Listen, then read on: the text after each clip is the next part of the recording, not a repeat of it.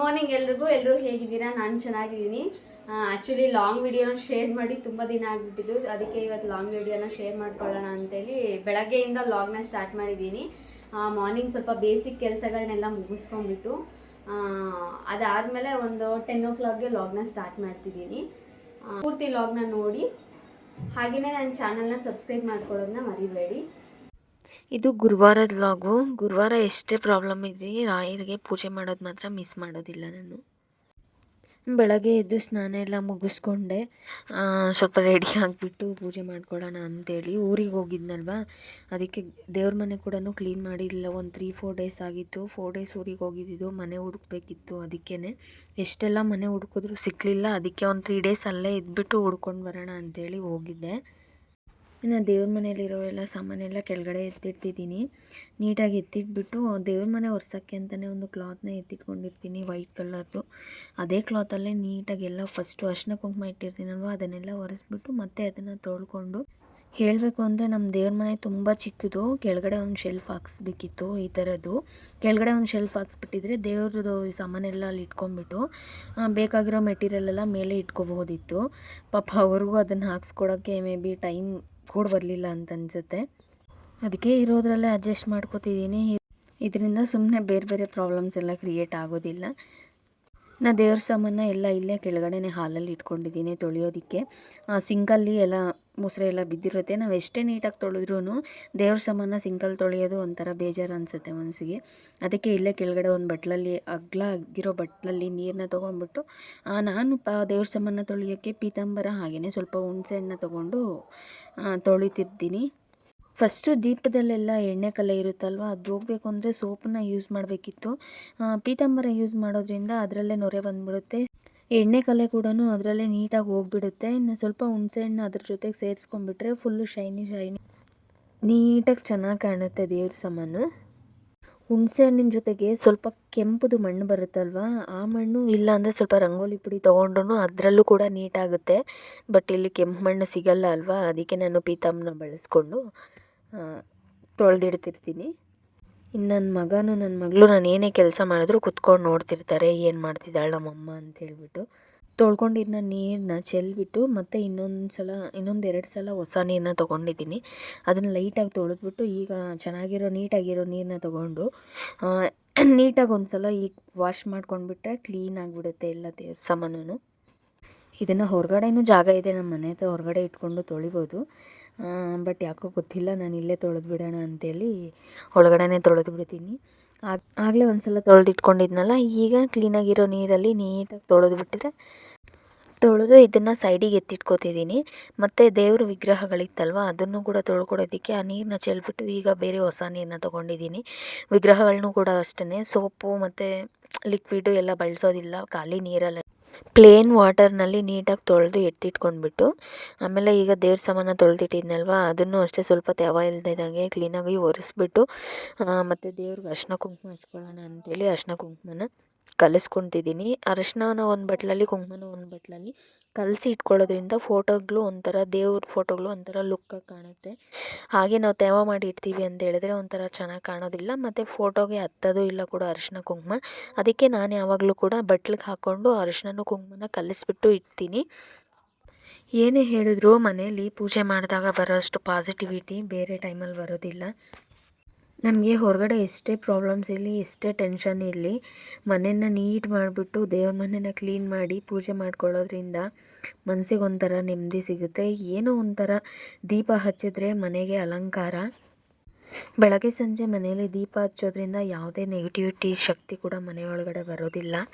ಇನ್ನು ಫೋಟೋಗಳಿಗೆ ಹೂವನ್ನೆಲ್ಲ ಇಟ್ಬಿಟ್ಟು, ಇಲ್ಲಿ ಆ್ಯಕ್ಚುಲಿ ಕಟ್ಟಿರೋ ಹೂವನ್ನು ಹಾಕೋಕ್ಕಾಗೋದಿಲ್ಲ, ಮೊಳೆ ಹೊಡೆದಿಲ್ಲ. ಇಲ್ಲಿ ಶೆಲ್ಫ್ ಮೇಲೆ ಜಸ್ಟ್ ನಿಲ್ಲಿಸಿರೋದು ಅಷ್ಟೇ. ಅದಕ್ಕೆ ನಾನು ಯಾವಾಗಲೂ ಬಿಡಿ ಹೂವನ್ನು ಯೂಸ್ ಮಾಡ್ತೀನಿ. ಕಟ್ಟಿರೋದು ಹಾಕ್ಬಿಟ್ರೆ ಫೋಟೋ ಎಲ್ಲ ಮುಂದಕ್ಕೆ ಬಂದು ಒಂಥರ ಬಿದ್ದೋದಂಗೆ ಆಗುತ್ತೆ. ಬಿಡಿ ಹೂವು ಆದರೆ ಈ ಥರ ನೀಟಾಗಿ ಇಟ್ಬಿಡ್ಬೋದು. ಇನ್ನು ಕಳಶಕ್ಕೆ ಎಲೆ ಇಟ್ಬಿಟ್ಟು ಅದಕ್ಕೆ ಸ್ವಲ್ಪ ನೀರನ್ನ ಕೂಡ ಸೇರಿಸ್ತಿದ್ದೀನಿ. ಒಂದೊಂದು ಕಡೆ ಒಂದೊಂದು ಥರ ಕಳಶನ ಇಡ್ತಾರೆ. ನಮ್ಮೂರಲ್ಲಿ ಈ ಥರ ಕಳಶನ ಇಡ್ತಾರೆ. ಚಂಬು ಕೂಡ ಇಡ್ತಾರೆ. ಆ ಥರ ಕಳಶ ಇಟ್ಬಿಟ್ಟು ಅದ್ರ ತೆಂಗಿನಕಾಯಿ ಇಟ್ಟು ಅದರೊಳಗಡೆ ಎಲೆ ಇಡ್ತಾರಲ್ವ, ಆ ಥರನೂ ಇಡ್ತಾರೆ. ಒಂದೊಂದು ಕಡೆ ಒಂದೊಂದು ಥರ ಪೂಜೆ ಮಾಡ್ತಾರೆ ಅಲ್ವಾ. ನಮ್ಮೂರ ಕಡೆ ಇನ್ನು ನಮ್ಮ ಮನೆಯಲ್ಲಿ ಜಾಸ್ತಿ ಇದೇ ಕಳಶನೇ ಇಡೋದು. ಇನ್ನು ಮಕ್ಕಳಿಗೂ ಕೂಡ ಆರತಿನ ಕೊಟ್ಟು ಪೂಜೆ ಮುಗಿಸ್ಕೊಂಡು ತಿಂಡಿ ತಿಂದ್ಬಿಟ್ಟು ಕೆಲಸ ಸ್ಟಾರ್ಟ್ ಮಾಡೋಣ ಅಂತೇಳಿ ನನ್ನ ಮಗಳಿಗೂ ಕೂಡ ತಿಂಡಿ ಹಾಕ್ಕೊಡ್ತಿದ್ದೀನಿ. ನನ್ನ ಮಗ ಬೇಡ ಅಮ್ಮ ನನಗಿನ್ನು ಅಂತ ಹೇಳ್ದ. ಇನ್ನು ರಾತ್ರಿ ಸಾಂಬಾರಿತ್ತು, ಅದಕ್ಕೇ ರೈಸ್ ಮಾಡ್ಕೊಂಡಿದ್ದೆ. ನಮಗೇನು ಅದೇ ಬೇಕು ಇದೇ ಬೇಕು ತಿಂಡಿ ಅನ್ನೋಂಗೇನಿಲ್ಲ. ಈ ಕೆಲ್ಸಕ್ಕೆ ಬೇರೆ ಹೋಗ್ತಿಲ್ಲ ಅಲ್ವಾ, ಯಾವುದೋ ಒಂದು ಇರಲಿ ಅಂತ ಹೇಳ್ಬಿಟ್ಟು ತಿಂದ್ಬಿಟ್ಟೆ. ಮತ್ತು ಹೊರಗಡೆ ಎಲ್ಲ ಕಸ ಗುಡಿಸ್ಕೊಂಡು ಕ್ಲೀನ್ ಮಾಡಿಕೊಂಡು ಮೆಣಸಿನ್ಕಾಯಿ ಇತ್ತು, ಸ್ವಲ್ಪ ಊರಿಂದ ಕೊಟ್ಟು ಕಳಿಸಿದ್ರು, ಅದನ್ನು ಒಣಗಿಸೋಣ ಅಂತೇಳ್ಬಿಟ್ಟು. ಹೇಗೂ ಇವತ್ತು ಬಿಸಿಲು ಚೆನ್ನಾಗಿ ಬರ್ತಿದೆ, ಒಂದು 3-4 ಡೇಸಿಂದ ಫುಲ್ ಮೋಡ ಆಗಿಬಿಟ್ಟಿತ್ತು. ಅದಕ್ಕೆ ಮೆಣಸಿನ್ಕಾಯಿನ ಒಣಗಿಸೋಣ ಅಂತೇಳ್ಬಿಟ್ಟು ಒಣಗಾಕ್ತಿದ್ದೀನಿ. ಇದ್ರ ಜೊತೆಗೆ ಇನ್ನೂ ಒಂದು ಸ್ವಲ್ಪ ಮೆಣಸಿನ್ಕಾಯಿನ ತೊಗೊಂಡು ಬರಬೇಕು, ಖಾರದ ಪುಡಿ ಮಾಡಿಸ್ಕೊಳ್ಬೇಕು, ಖಾಲಿ ಆಗಿಬಿಟ್ಟಿದೆ. ಲಾಸ್ಟ್ ಟೈಮು ನಮ್ಮ ಅತ್ತೆ ಮಾಡಿಕೊಟ್ಟಿದ್ರು, ಆಗಲೇ ಒಂದು 2 ಇಯರ್ಸ್ ಆಗಿದೆ ಅನಿಸುತ್ತೆ ಅವ್ರು ಮಾಡಿಕೊಟ್ಬಿಟ್ಟು. ಖಾಲಿಯಾಗಿ ತುಂಬ ದಿನ, ಒಂದು 6 ಮಂತ್ಸ್ ಆಗೋಯ್ತು ಖಾಲಿಯಾಗಿ. ಮಾಡಿಸ್ಕೊಳ್ಳೋಣ ಅಂಥೇಳಿ ಒಣಗಾಕ್ತೆ. ಮತ್ತು ಸ್ವಲ್ಪ ಸೊಸೈಟಿ ಅಕ್ಕಿ ಕೂಡ ಇತ್ತು, ಅದನ್ನು ಕ್ಲೀನ್ ಮಾಡ್ಕೊಳ್ಳೋಣ ಅಂಥೇಳಿ ಅಕ್ಕಿನ ಕೂಡ ಹೊರಗಡೆ ಹಾಕ್ಕೊಂಡೆ. ಎಷ್ಟೊಂದು ಡಸ್ಟ್ ಇದೆ ಅಂತ ಹೇಳಿದ್ರೆ ಈ ಅಕ್ಕಿಲಿ, ಅಪ್ಪ ಸಿಕ್ಕಾಪಟ್ಟೆ ಡಸ್ಟ್ ಇದೆ. ಅದಕ್ಕೆ ಕ್ಲೀನ್ ಮಾಡ್ಕೊಳ್ಳೋಣ ಅಂಥೇಳಿ ಕ್ಲೀನ್ ಮಾಡಿಕೊಂಡು, ಮತ್ತು ದೋಸೆಗೂ ಹಾಗೆಯೇ ಅಕ್ಕಿ ಹಸಿಟ್ಟು ಕೂಡ ಖಾಲಿ ಆಗಿಬಿಟ್ಟಿತ್ತು. ಬಿಸಿಲು ಕಾಯ್ತಿತ್ತಲ್ವ, ಅದಕ್ಕೆ ಅಕ್ಕಿನೂ ತೊಳೆದಾಕ್ಬಿಡೋಣ ಅಂಥೇಳಿ ದೋಸೆಗೆ ನೆನೆಸ್ಕೊಳ್ಳೋಕ್ಕೆ ಮತ್ತು ಅಕ್ಕಿನ ತೊಳೆದಾಕೋಕ್ಕೆ ಎರಡಕ್ಕೂ ಡಿವೈಡ್ ಮಾಡಿಕೊಂಡು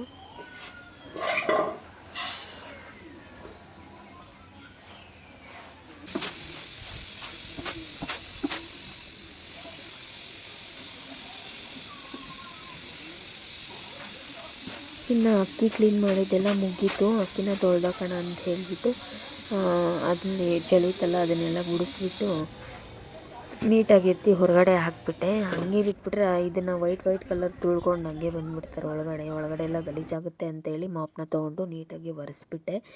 ಈಗ ಅಕ್ಕಿನ ತೊಳಿತಿದ್ದೀನಿ. ಒಂದು 3-4 ಸಲ ತೊಳೆದಿದ್ದೀನಿ ಅಕ್ಕಿನ, ಯಾಕಂದರೆ ಅಷ್ಟು ಧೂಳಿದೆ ಅಕ್ಕಿ ಒಳಗಡೆ. ಒಂದು 3-4 ಸಲ ಚೆನ್ನಾಗಿ ತೊಳೆದ್ಬಿಟ್ಟು ನೀಟಾಗಿ ಒಣಗಿಸ್ಬಿಡ್ಬೇಕು. ಇವತ್ತು ಚೆನ್ನಾಗಿದೆ ಬಿಸಿಲು, ಅದಕ್ಕೇ ತೆಳ್ಳಗಿರೋ ಬಟ್ಟೆನ ತೊಗೊಂಡಿದ್ದೀನಿ. ಚಾಪೆ ಮೇಲೆ ಹಾಕಿಬಿಟ್ರೆ ನೀರೆಲ್ಲ ಅಲ್ಲೇ ಸೋರ್ಕೊಂಡ್ಬಿಡುತ್ತೆ, ಬೇಗ ಒಣಗೋದಿಲ್ಲ, ನೀರೆಲ್ಲ ಅಲ್ಲೇ ಇರುತ್ತೆ ಪ್ಲಾಸ್ಟಿಕ್ ಮೇಲೆ. ಅದಕ್ಕೆ ಈ ಥರ ಕ್ಲಾತ್ ಮೇಲೆ ಹಾಕ್ಕೊಂಡ್ಬಿಟ್ರೆ ನೀರನ್ನ ಬೇಗ ಹೀರ್ಕೊಂಡ್ಬಿಡುತ್ತೆ. ದೊಡ್ಡ ಕ್ಲಾತ್ನೇ ಹಾಕಿದ್ದೀನಿ, ಅಗಲಕ್ಕೆ ಹಾಕಿದ್ದೀನಿ, ಯಾಕಂದರೆ ಸ್ವಲ್ಪ ಅಕ್ಕಿ ಆದರೂ ಕೂಡ ಫುಲ್ ತೆಳ್ಳಗೆ ತೆಗೆದುಬಿಟ್ರೆ ನೀಟಾಗಿ ಒಣಗೋಗ್ಬೋದು. ಈ ಥರ ತೆಳ್ಳಗೆ ಹಾಕಿಬಿಟ್ರೆ ಚೆನ್ನಾಗಿ ಬಿಸಿಲು ಹೊಡೆದ್ಬಿಟ್ರೆ ಒಂದು ದಿನದಲ್ಲೇ ಒಣಗಿಬಿಡುತ್ತೆ.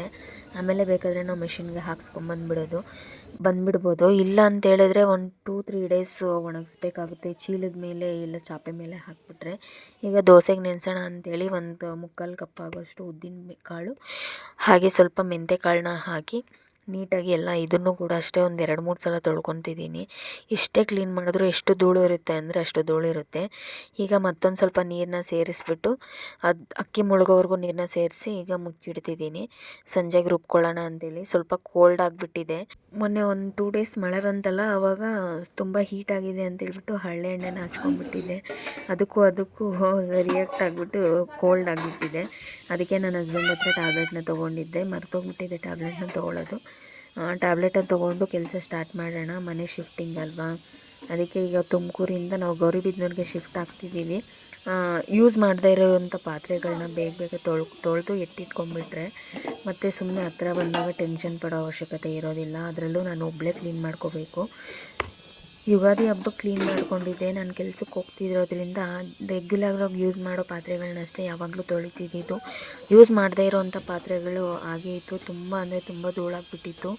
ಅದಕ್ಕೆ ಅದನ್ನೆಲ್ಲ ಕ್ಲೀನ್ ಮಾಡಿಕೊಂಡು ಒಂದು ಸಲ ಪ್ಯಾಕ್ ಮಾಡ್ಕೊಂಡು ಎತ್ತಿಟ್ಕೊಂಡ್ಬಿಡೋಣ ಅಂಥೇಳಿ ಎಲ್ಲ ಪಾತ್ರೆಗಳನ್ನೂ ಹೊರಗಡೆ ಹಾಕ್ಕೊಂಡಿದ್ದೀನಿ. ನಮ್ಮ ಮನೆ ಮುಂದೆ ಹೊರಗಡೆ ಜಾಗ ಇರೋದ್ರಿಂದ ನನ್ನ ಟೆನ್ಷನ್ ಇಲ್ಲ. ಎಲ್ಲ ಎಷ್ಟು ಪಾತ್ರೆ ಆದರೂ ತೊಳೆದು ಇಲ್ಲೇ ದಬ್ಬಾಕ್ಬಿಡ್ಬೋದು, ಅಷ್ಟೊಂದು ಜಾಗ ಇದೆ ಮನೆ ಮುಂದೆ. ಮನೆ ಒಳಗಡೆ ಚಿಕ್ಕದಾದರೂ ಕೂಡ ಮನೆ ಹೊರಗಡೆ ಮಾತ್ರ ತುಂಬ ಜಾಗ ಇದೆ. ನಾನೆಲ್ಲ ತೊಳೆದು ಅಲ್ಲಿ ಇಟ್ಟಿದ್ದೆ. ನನ್ನ ಮಕ್ಕಳಿಬ್ರು ಅಮ್ಮ ನಾವೇ ಜೋಡಿಸ್ತೀವಿ ಅಂತ ಹೇಳ್ಬಿಟ್ಟು ಇಬ್ಬರು ತೊಗೊಂಡೋಗಿ ಜೋಡಿಸ್ತಿದ್ರು. ಅದೇನಿಲ್ಲ ಪಾಪ ಅವ್ರಿಗೆ ಮೈಂಡ್ ಚೆನ್ನಾಗಿದೆ, ಚೆನ್ನಾಗಿ ಹೆಲ್ಪ್ ಮಾಡ್ತಾರೆ.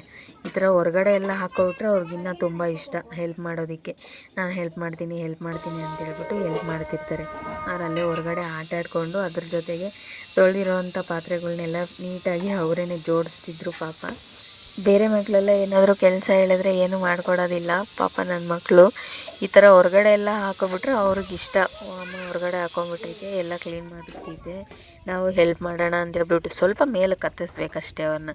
ಹತ್ತಿಸ್ಬಿಟ್ರೆ ಅಂತೂ ಎಲ್ಲ ಕೆಲಸನೂ ಮಾಡಿಕೊಡ್ತಾರೆ. ಇಬ್ಬರು ಒಬ್ರಿಗೊಬ್ರು ಜಗಳ ಆಡ್ಕೊಂಡು ಅದೆತ್ತಿಡೋಣ ಇದಿತ್ತಿಡೋಣ ಅಂತ ಹೇಳ್ಬಿಟ್ಟು ಎಲ್ಲ ಜೋಡಿಸ್ತಿದ್ದಾರೆ.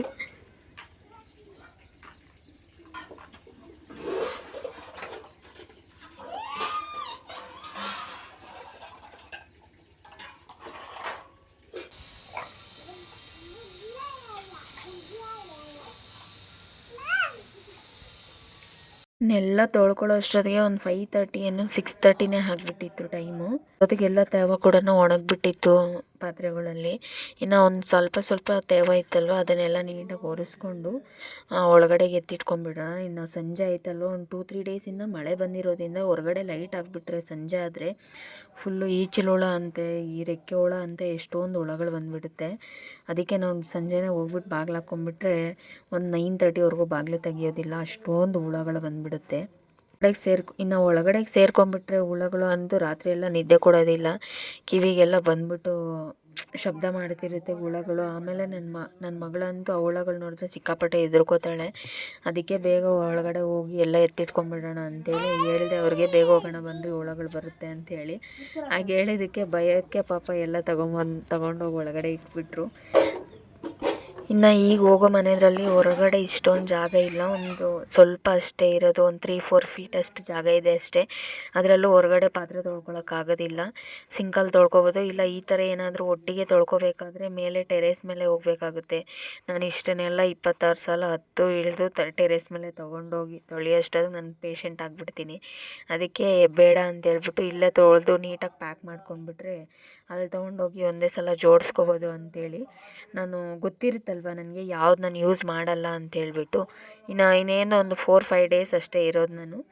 ಅಷ್ಟು ದಿನಕ್ಕೆ ಯಾವ ಪಾತ್ರೆಗಳು ಬೇಕೋ ಅಷ್ಟು ಮಾತ್ರ ಇಟ್ಕೊಂಡು ಉಳಿದಿದ್ದೆಲ್ಲ ಜೋಡಿಸಿಟ್ಬಿಡೋಣ ಅಂತೇಳ್ಬಿಟ್ಟು. ಆಲ್ರೆಡಿ ಬಟ್ಟೆಗಳ್ನೂ ಕೂಡ ಅಷ್ಟೇ ರೆಗ್ಯುಲರಾಗಿ ಯೂಸ್ ಮಾಡೋದನ್ನ ಮಾತ್ರ ಹೊರಗಡೆ ಇಟ್ಕೊಂಡು, ರೇರಾಗಿ ಯೂಸ್ ಮಾಡೋ ಬಟ್ಟೆಗಳ್ನೂ ಅಷ್ಟೇ ಚೀಲಕ್ಕೆ ಹಾಕಿ ಎಲ್ಲ ಪ್ಯಾಕ್ ಮಾಡಿ ಇಟ್ಬಿಟ್ಟಿದ್ದೀನಿ.